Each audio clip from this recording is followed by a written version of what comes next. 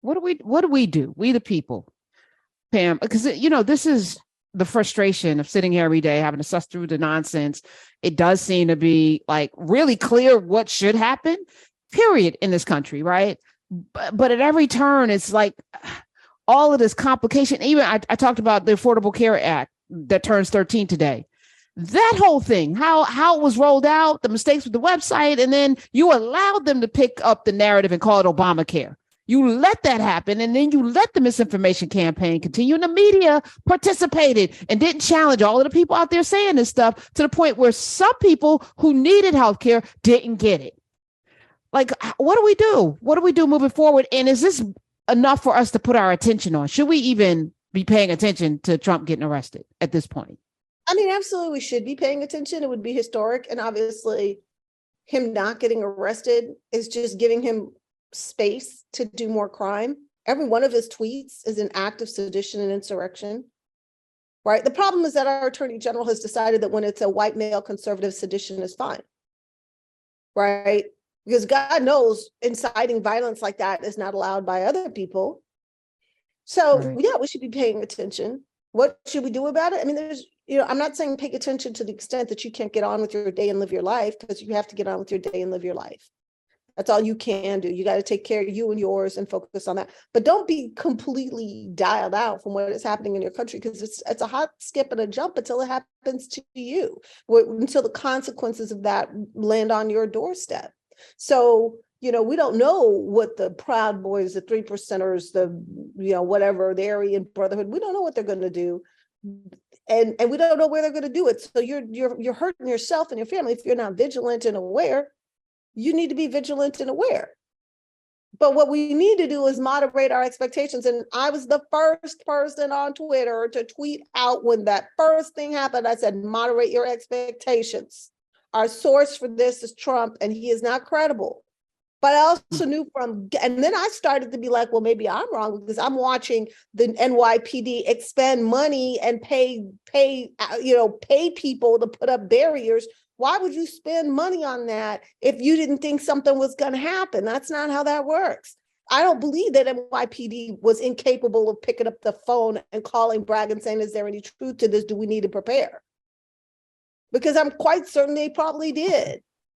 And Bragg's office probably told them, yeah, something's coming, could be Tuesday, could be Wednesday. You should be prepared. You should hire, you should get your people ready, And so from that perspective, I think there was something in the works.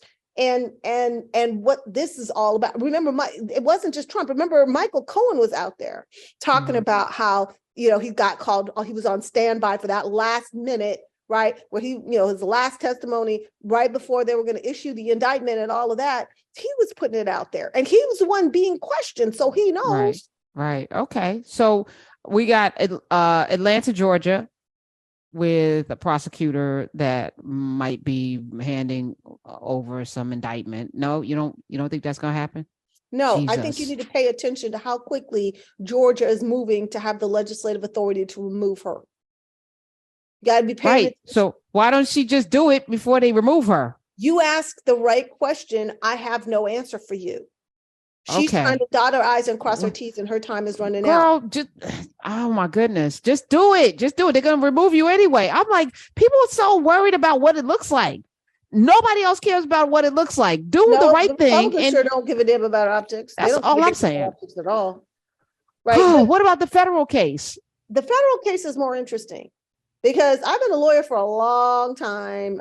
Never in my career have I seen a district court move that fast, ever, where they issue a demand, like there's an appeal that comes, like Beryl Howell's order was issued. They appealed immediately on emergency order, right? The judge says, okay, you think you've got a case, you give me a brief by midnight tonight, and the other side has to answer it by 6 a.m. in the next morning. So he's assuming that all of the lawyers are going to be pulling straight all-nighter, right? And that they can read and digest 6,400 words in opposition. They can digest all of that and issue a decision by like noon the next day. I've never seen that in my career, not ever, not on any issue, which suggests to me that the district court case has gotten real hot about something. I don't think it's about Trump.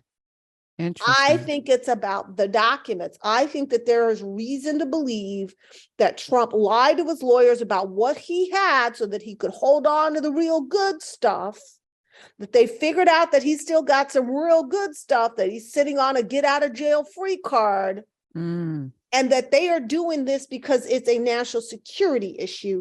I don't know that it necessarily follows that they're any more hungry to take him into custody. They just want those Okay. documents. Well, let's have you back when he is actually indicted to talk about what that actually means. In the meantime, Pam, continue to be vigilant. You are amazing. Pam Keefe FL on the Twitters, Pam Keefe FL. Follow her. She's dope.